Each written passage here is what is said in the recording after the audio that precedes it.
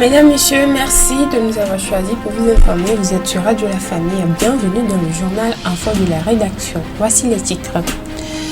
Nouveaux critères d'évaluation de certaines matières à l'examen du certificat d'études du premier degré. La rédaction, le calcul mental, la dictée seront désormais évalués différemment. La décision notifiée par un arrêt du ministre de l'Éducation entrera en vigueur dès la session 2026. Fini la fabrication de fausses quittances, le blocage volontaire des dossiers, l'absentéisme, les pratiques de corruption dans la commune du Golfe 5, le maire Kossi Abako l'a martelé mardi lors d'une rencontre avec l'ensemble du personnel communal. Des détails à suivre. Le Togo en offensive sanitaire contre la rougeole et la rubéole. Une campagne de vaccination se déroule du 24 au 30 novembre 2025 sur toute l'étendue du territoire national togolais. Elle vise plus de 2 millions d'enfants âgés de 6 mois à 9 ans. Et puis l'ex-président brésilien Jair Bolsonaro purge depuis hier sa peine de 27 ans de prison pour tentative de coup d'État contre son rival et actuel chef d'État Inácio Lula da Silva. Sa demande de peine à domicile a été ignorée. C'est tout pour les titres et le développement complet dans un instant. On est là où vous êtes. Retrouvez-nous sur les réseaux sociaux et sur www.radiolafamille.tg. Encore bienvenue à tous. Tout d'abord, cette nouvelle qui a sûrement ravi les candidats au certificat d'études du premier degré au Togo. De nouveaux critères vont désormais être appliqués pour l'évaluation de certaines matières dans le cadre de l'examen CEPD. Cette innovation concerne entre autres les épreuves de rédaction, de calcul mental et de problèmes. Concrètement, l'épreuve de rédaction sera notée sur 10 points repartis entre compétences linguistiques, idées de contenu, structure organisationnelle, présentation et originalité. Le calcul mental comprendra désormais 10 questions, chacune valant 1 point. L'épreuve de problème sera évaluée sur 20 points, tandis que la dictée attribuera 0,25 points par mot correctement écrit, avec un maximum de 40 mots pris en compte. L'objectif de cette réforme, a expliqué le ministre, est d'améliorer davantage la qualité des évaluations et l'objectivité dans la notation des compétences acquises par les apprenants. La décision actée par un arrêt du ministre de l'Éducation entrera en vigueur dès la session 2026 et concerne les épreuves de rédaction, de calcul mental, de problèmes et de dictée. Pour rappel, le CEPD est l'examen qui ouvre les portes du collège cette année. Il est prévu du 16 au 18 juin 2025. Toujours dans l'actualité, dans la commune du Golfe, les diabétiques du type 2 et les enfants de 1 à 5 ans vivant avec un handicap savent désormais où se diriger pour une prise en charge de leur affection. Un cadre leur est dédié à Apédomie. La maison de handicap et de diabète vient d'être inaugurée hier mardi 25 novembre à Lomé. Ce projet est l'initiative du comité de développement de la zone de baie avec l'appui financier de l'ONG Mutualistes sans frontières de la France. Cette initiative a un double objectif: renforcer la prévention et améliorer l'accès aux soins, faciliter l'accès aux équipements médicaux adaptés. Elle contribue ainsi à la détection précoce des maladies non transmissibles et des troubles sensoriels souvent sous-diagnostiqués au Togo. Des détails avec Lionel Logen, vice-président du Mutualiste sans frontières. Donc ce sont deux maisons, la maison du handicap et la maison du diabète. Comme je le dis, le handicap, c'est sûr que c'est vraiment un problème dans la vie, mais ça peut être aussi une force. Hein. Il faut prévenir, il faut prendre en charge. Les personnes en situation de handicap, les enfants sont pris en charge par les personnels, mais aussi les aidants. C'est un moment de répit, un moment d'échange, un moment d'écoute dans cette maison du handicap. Nous pensons que ces problématiques du handicap et du diabète sont des problèmes universels. Quel que soit le pays, par exemple en Europe, en France, mais au Togo aussi, ce sont des problèmes dont on se soucie rarement.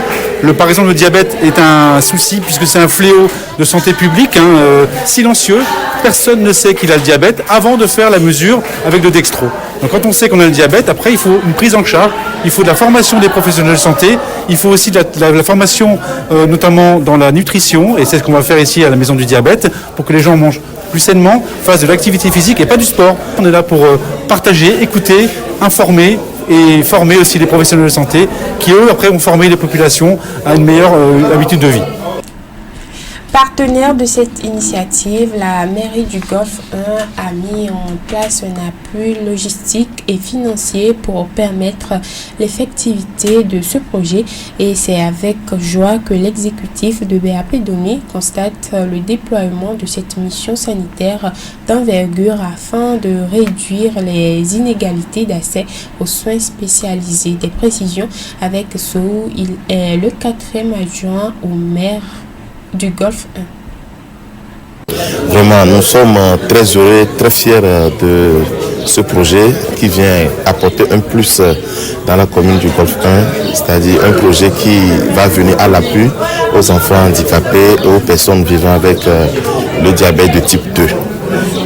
C'est un projet qui va soulager et les enfants et leurs parents. Donc c'est un projet qui nous donne la fierté aujourd'hui.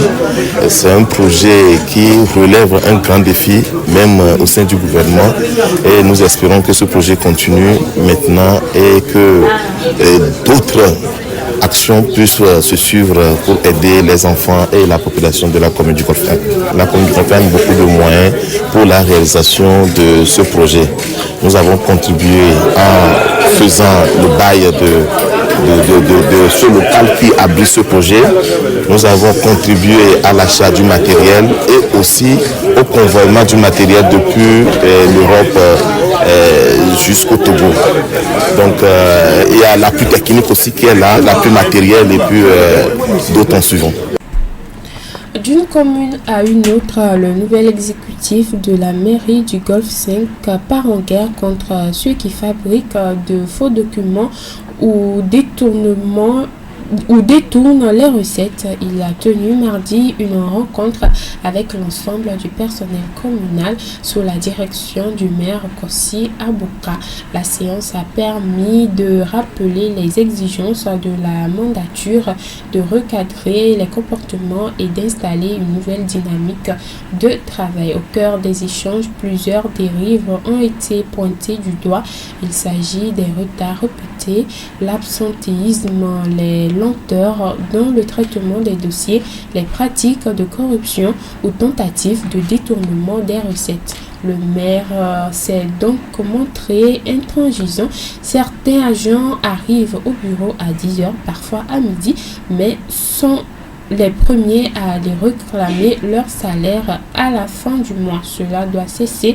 Non au désordre, non à la complaisance, non à l'incivisme et non à la corruption. Il a également dénoncé les pratiques illégales telles que la fabrication des fausses quittances, le blocage volontaire des dossiers en attendant des commissions financières ou encore l'extraction clandestine de recettes communales. Ceux qui fabriquent de faux documents ou détournent les recettes seront traqués un à un. La commune ne sera plus une caisse personnelle, a martelé le maire.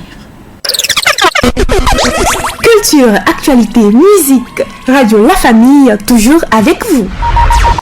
Vous nous suivez en duplex sur Radio La Famille, émettant de Minnesota aux États-Unis et de la commune d'Aguenivé 1, et on en vient à parler santé dans cette édition. Le Togo vient de lancer officiellement la campagne de vaccination contre la rougeole et la rubéole le 21 novembre 2025 dernier à Thiviers. Elle se déroulera du 24 au 30 novembre 2025 sur toute l'étendue du territoire national togolais. Cette opération d'envergure vise plus de de 2 millions d'enfants âgés de 6 mois à 9 ans. Malgré des progrès notables, la rougeole et la rubéole demeurent des menaces significatives au Togo. Des éclaircissements avec le docteur Eric Nyansounou, chef section suivi et évaluation à la division de l'immunologie. Quand un enfant a la rougeole, principalement l'enfant a de la fièvre. L'enfant peut avoir également un écoulement nasal. Il peut avoir les yeux qui sont rouges. On peut avoir également une éruption sur la peau. C'est un bouton qui ne contient pas de liquide. Il n'y a pas un traitement en tant que tel, c'est un traitement symptomatique que l'on fait. C'est pourquoi nous demandons à ce que les enfants soient plutôt protégés contre cette maladie à travers la vaccination. Elle se complique, elle peut entraîner des pneumonies, des infections du cerveau, qui peuvent entraîner même le décès de cet enfant-là. Page internationale de cette édition. L'ex-président brésilien Jair Bolsonaro a commencé mardi 25 novembre à purger sa peine de 27 ans de prison pour tentative de coup d'État contre son rival et actuel chef d'État Luiz Inácio Lula da Silva. La Cour suprême a annoncé qu'il purgera sa peine en prison ferme où il a été transféré samedi 22 novembre. L'ancien dirigeant d'extrême droite a été placé en détention provisoire samedi pour risque élevé de fuite après avoir tenté de brûler son bracelet électronique. Pour purger sa peine, l'homme de 70 ans va demeurer dans le même complexe de la police fédérale de Brasilia où il se trouve depuis ce week-end selon un ordre judiciaire émis mardi par le juge Alexandre de Maras.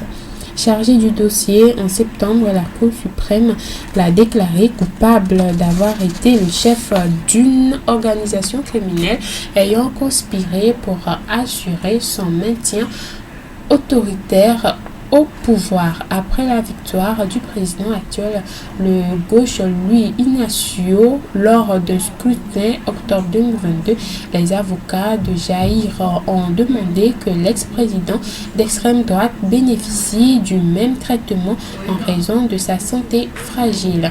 La situation judiciaire de Bolsonaro laisse son camp sans champion désigné pour la présidentielle de 2026 alors que le champion de la gauche a déjà dit qu'il briguerait un 4e mandat. Et voilà, fin de cette édition. Merci à toute l'équipe de la rédaction, à Lydia pour la mise en onde et la partie technique assurée. Merci à vous, chers auditeurs, de nous être toujours fidèles. À 19h, l'information revient dans l'édition du soir. Bonne journée en notre compagnie.